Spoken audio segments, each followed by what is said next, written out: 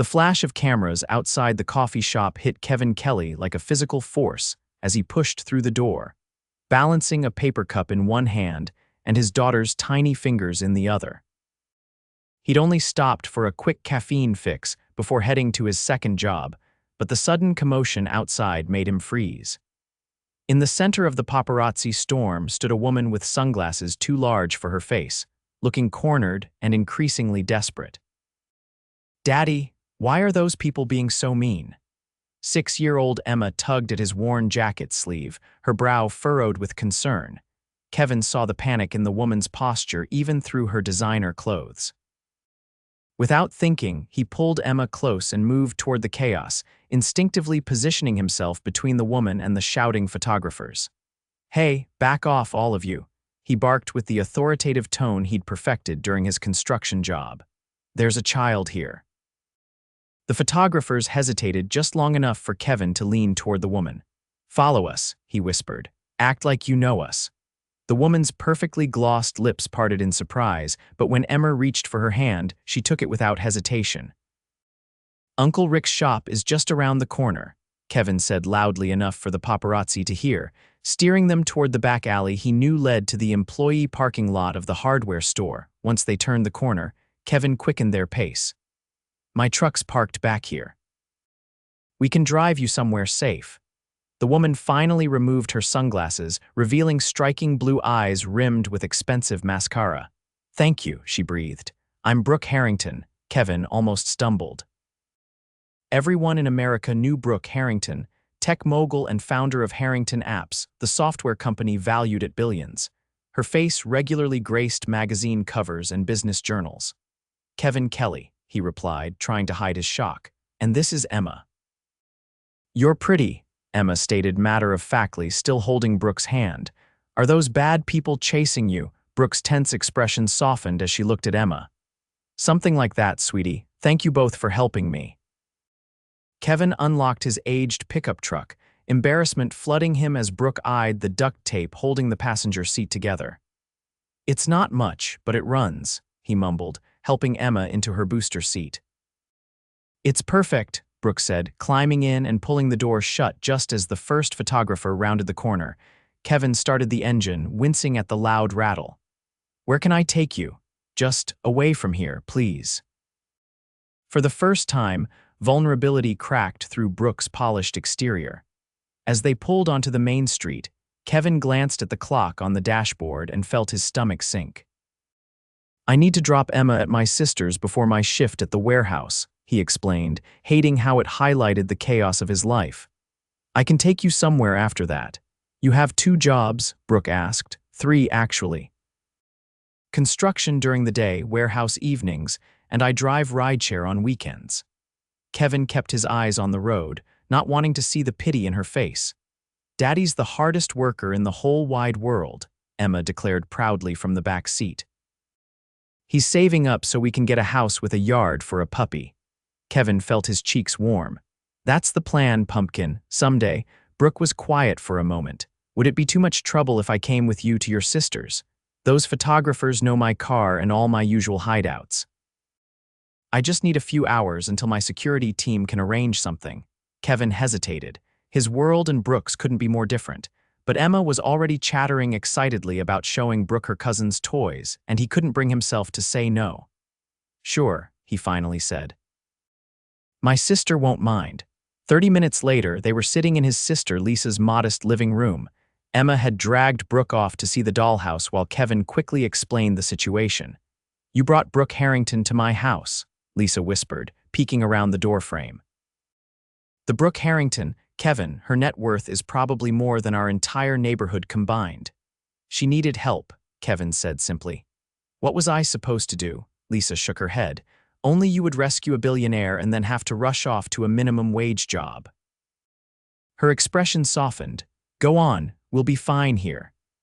Kevin found Brooke sitting cross-legged on the floor, helping Emma arrange tiny furniture in the dollhouse. Something about seeing the polished CEO with her designer blazer carefully folded beside her, fully engaged in his daughter's play, made his heart stutter. "I've got to head out," he said reluctantly. "My shift starts in 20 minutes." Brooke looked up, tucking a strand of honey blonde hair behind her ear. Of course, I've called my team. They'll pick me up in a few hours when it's safe. She paused, then added, "Thank you again, Kevin. Not many people would have helped a stranger like that." "You don't need to thank me," he replied, suddenly self-conscious about his worn jeans and faded t-shirt. "Emma and I were happy to help, right, kiddo?" Emma nodded enthusiastically. "Daddy always says we should help people when they're scared." Something warm flickered in Brooke's eyes. "Your daddy is very wise." As Kevin drove to the warehouse, he couldn't stop thinking about Brooke's smile when Emma had shown her the dollhouse. It was nothing like the practiced smiles she gave in interviews or photo shoots. It had been real, unguarded. He shook his head, reminding himself that tomorrow she'd be back in her world of private jets and penthouses, while he'd still be juggling jobs and struggling to make rent. Kevin expected that would be the end of it. He didn't anticipate the text that came 3 days later from a number he didn't recognize. "It's Brooke Harrington. Hope it's okay that I got your number from your sister. I wanted to thank you properly. Dinner tomorrow." Kevin stared at his phone, wondering if it was some kind of joke. After a full minute, he typed back, "You don't need to do that. Anyone would have helped." Her response was immediate. "Not true. Please say yes. I owe Emma ice cream at the very least." The mention of his daughter made him smile. Emma hadn't stopped talking about Miss Brooke since that day. Against his better judgment, he agreed. The following evening, Kevin found himself sitting at a table in a restaurant far nicer than he would normally visit, with Emma beside him bouncing excitedly in her seat. He'd spent an hour agonizing over what to wear before settling on his one decent button-down shirt, and the jeans without any tears or paint stains. When Brooke walked in, conversation in the restaurant briefly paused. She wore a simple blue dress that probably cost more than Kevin's monthly rent, but her smile when she spotted them was worth every uncomfortable moment he'd spent wondering if he belonged in a place like this. "You came," she said, sliding into the seat across from them. "Emma wouldn't have forgiven me if we didn't," Kevin replied, trying to keep his tone light. "Miss Brooke, I drew you a picture," Emma announced, producing a slightly crumpled paper from her small purse. Brooke accepted it with the gravity of someone receiving a priceless artifact. "This is beautiful, Emma. Is this all of us having ice cream?" Emma nodded eagerly. "Daddy said we probably shouldn't bother you because you're very important and busy, but I said you'd like my picture anyway." Kevin felt heat rise to his face. "Emma." Brooke's laugh was genuine. "Your daddy is right that I'm busy, but never too busy for artwork this special." She carefully tucked the drawing into her designer handbag. "And I'm definitely not too busy for ice cream with new friends."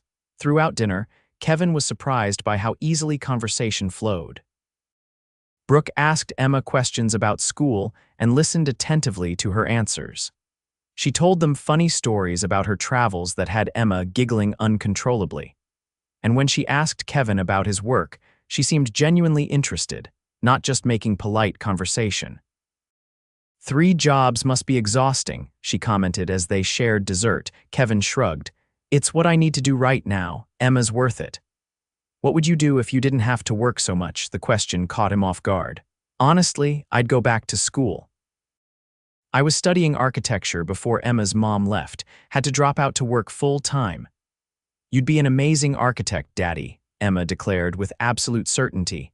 "He builds the best blanket forts ever," she told Brooke confidentially. Brooke smiled. "I believe it." As they were leaving the restaurant, a flash went off nearby. Kevin instinctively moved to shield both Emma and Brooke, scanning for the source. "Just one photographer," Brooke said quietly. "They'll probably run a story speculating about who you are." Kevin frowned. "Will that cause problems for you?" "No," she assured him. "But it might bring some unwanted attention your way. I'm sorry about that." "We'll manage," he said, though the thought of paparazzi around Emma made his protective instincts flare. The next morning, Kevin's phone buzzed with texts from friends sending links to gossip sites. "Brooke Harrington's mystery man and his daughter," read one headline, above a photo of the 3 of them leaving the restaurant. Kevin groaned, especially when he saw his sister had sent the same link with a row of eyeball emojis. But what really surprised him was Brooke's text. "Sorry about the publicity. Can I see you both again anyway?" That dinner became the first of many over the following weeks. Sometimes elaborate meals at nice restaurants, sometimes pizza at the park near Kevin's apartment. Brooke would arrive in her sleek car, always bringing something small for Emma: a book, a hair clip, once even a stuffed puppy that became Emma's instant favorite. Kevin found himself looking forward to those evenings more than he wanted to admit. Brooke was nothing like he'd expected a billionaire CEO to be. She was funny, down to earth, and seemed genuinely interested in their lives. She helped Emma with her reading homework and asked Kevin intelligent questions about the buildings he admired around the city. One evening, as they walked through the park after Emma had exhausted herself on the playground, Brooke asked, "Why did you help me that day?" "You could have just minded your own business." Kevin thought for a moment, watching Emma run ahead to look at a butterfly. "You looked trapped, I know that feeling," he shrugged. "And Emma's got a soft spot for people in trouble, gets it from her mom." "You don't talk about her much," Emma's mother. Not much to say. Melissa wasn't ready for parenthood. She left when Emma was 2. There was no bitterness in his voice anymore, just acceptance. "We manage okay, don't we, Pumpkin?" he called to Emma, who had circled back to them. "Yep," Emma declared, slipping her small hand into Brooke's. "And now we have Miss Brooke too." Kevin saw something flash in Brooke's eyes: surprise, warmth, and something deeper he couldn't quite name. The same feeling that had been growing in his own chest each time they spent time together. As spring turned to summer, Kevin noticed a shift in their relationship. Brooke started calling him directly, not just to arrange outings with Emma. Sometimes she'd text late at night, sharing a random thought or asking his opinion on something. He found himself doing the same, sending her photos of interesting architectural details he spotted during his workday. But he was also increasingly aware of the gulf between them. One evening after Emma was asleep, he sat on his worn couch scrolling through news articles about Brooke's latest business acquisition, a $300 million deal that had the financial world buzzing. The woman in those photos, shaking hands with international executives, seemed worlds away from the Brooke who had spent the previous weekend helping Emma build a cardboard castle in his tiny living room. Kevin's phone lit up with a text from her. "Can't sleep. Too many thoughts about the Singapore expansion." He smiled despite his doubts. "Count sheep, or in your case, maybe count dollars. Very funny. What are you doing up so late?" He hesitated before replying honestly. "Reading about your big deal. Congratulations. Sounds impressive." There was a long pause before her response. "Would rather be working on Emma's castle." That felt more real somehow. Those words stayed with Kevin for days. The next time they met, he noticed Brooke seemed tired, the carefully applied makeup not quite concealing the shadows under her eyes. "Tough week?" he asked as they watched Emma feed ducks at the pond. Brooke sighed. "Board meetings, investor calls, press conferences, everyone wanting a piece of me. Is it worth it, all that pressure?" She looked surprised by the question. "I built this company from nothing. It's everything I thought I wanted." She was quiet for a long moment. "Being around you and Emma, it's made me realize how empty parts of my life have been. I have success, but at the end of the day, I go home to an empty penthouse." Kevin felt his heart rate quicken. "Brooke." "I know it's crazy," she said quickly. "We come from completely different worlds." "The craziest part," he said carefully, "is that I've been thinking the same thing." Their eyes met, and Kevin felt as though something important and fragile was taking shape between them. Before either could speak again, Emma came running back, breaking the moment with her excited chatter about the ducks. That night, after tucking Emma in, Kevin received a text from Brooke. "There's something I want to show you tomorrow, just you. Is that okay?" The next day, Kevin arranged for his sister to watch Emma and met Brooke at an address she'd sent him. He was surprised to find himself standing in front of an empty storefront in a decent part of town. "What is this place?" he asked as Brooke unlocked the door. "It used to be an architectural firm," she explained, leading him inside. "It's been vacant for almost a year." The space was large and open, with high ceilings and big windows. Kevin could immediately see its potential. "I bought it," Brooke said simply. Kevin stared at her. "You bought a random empty building. Why?" "It's not random." She took a deep breath. "I've been thinking about what you said about wanting to go back to school for architecture, about needing more time with Emma. Kevin felt a strange tightness in his chest. Brooke, what are you saying? I want to invest in you, Kevin, in your dream. This could be your firm someday. He took a step back, something cold settling in his stomach. You want to be my patron? Brooke frowned. That's not how I think of it. How else should I take this? You feel sorry for the struggling dad working 3 jobs, so you buy him a building. The words came out harsher than he intended, but the thought of being her charity case stung more than he expected. That's not fair, Brooke said, hurt evident in her voice. I believe in you. I thought you'd be happy. I can't build my life on handouts, Brooke, not even from you. Kevin ran a hand through his hair in frustration. Especially not from you. Why especially from me? Kevin looked at her standing there, beautiful and accomplished and so far out of his league. Because I'm falling in love with you, he admitted, the words tumbling out before he could stop them. And I need to know that whatever is between us isn't about you rescuing me. Brooke's eyes widened. Kevin, I should go, he said, already backing toward the door. This was a mistake. For 3 days, Kevin threw himself into work, ignoring the texts from Brooke. Emma asked about her constantly, and each time it felt like a knife twisting in his chest. On the 4th day, there was a knock at his apartment door. Kevin opened it to find Brooke standing there, looking uncharacteristically unsure of herself. Can I come in? She asked. He nodded, stepping aside. Is Emma here? She's at a playdate. She'll be back in an hour. Brooke nodded, taking a seat on his couch. I'm sorry about the building. It was presumptuous. Kevin sat across from her. I overreacted. No, you were right. I'm used to solving problems with money. It's what I know. She looked directly at him. But that's not what this is about, Kevin. It never was. Then what is it about? When you found me that day, surrounded by those photographers, I was having a panic attack, she admitted. The press had just gotten wind that my ex-fiancé had been cheating on me for years. With my former business partner, the tabloids were having a field day. Kevin felt a surge of protectiveness. I'm sorry, I had no idea. No one did. I've gotten very good at keeping the messy parts of my life private. She smiled faintly. But then there was you, this complete stranger, stepping in to help me without wanting anything in return. And Emma just accepting me completely. That's who she is, Kevin said softly. She sees the best in people, like her father. Brooke leaned forward. I didn't buy that building because I pity you, Kevin. I did it because I believe in you. Because I see how hard you work and how much you sacrifice for Emma. Because what? He prompted when she hesitated. Because I'm falling in love with you too, she said simply. And it terrifies me. Kevin felt as though the air had been knocked from his lungs.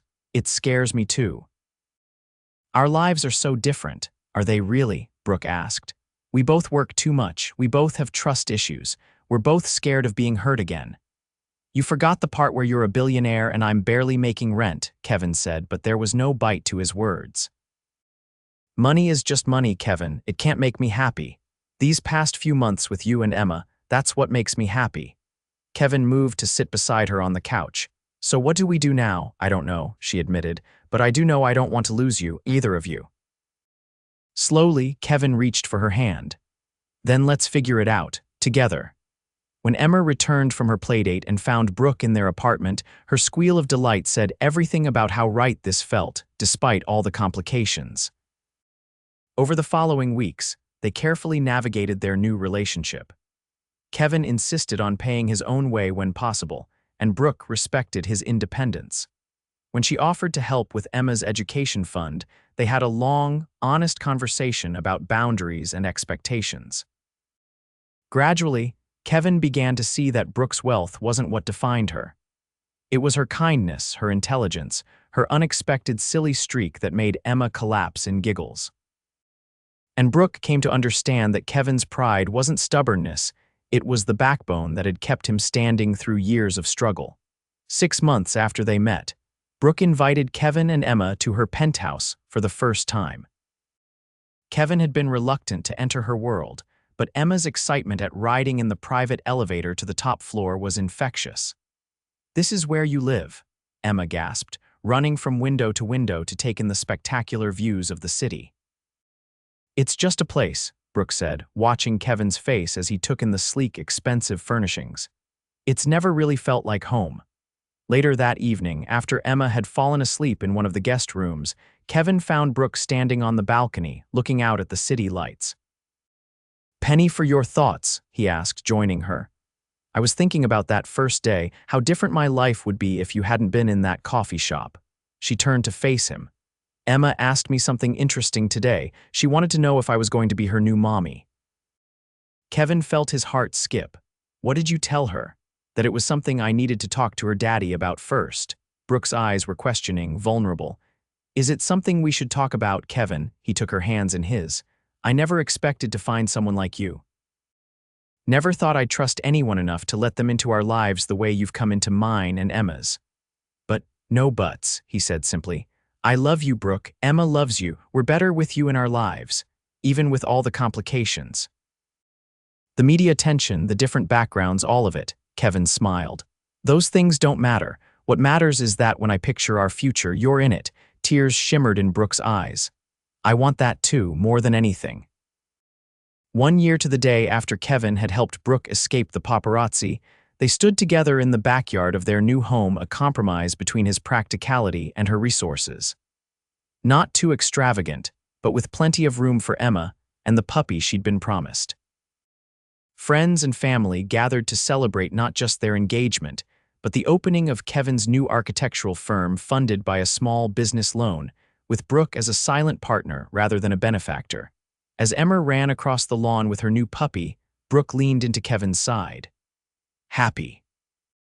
"More than I ever thought possible," he admitted, pressing a kiss to her temple. "You know," Brooke said thoughtfully, "most people think I rescued you and Emma, gave you a better life." Kevin shook his head. "And what do you think?"